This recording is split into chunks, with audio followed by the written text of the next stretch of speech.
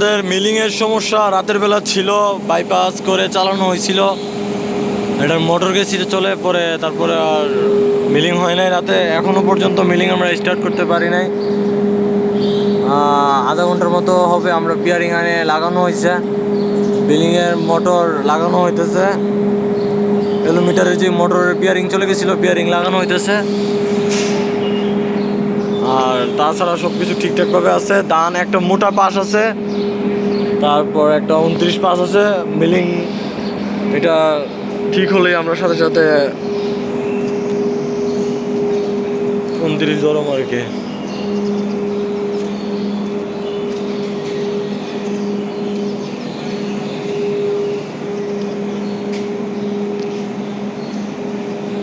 দান হয় না,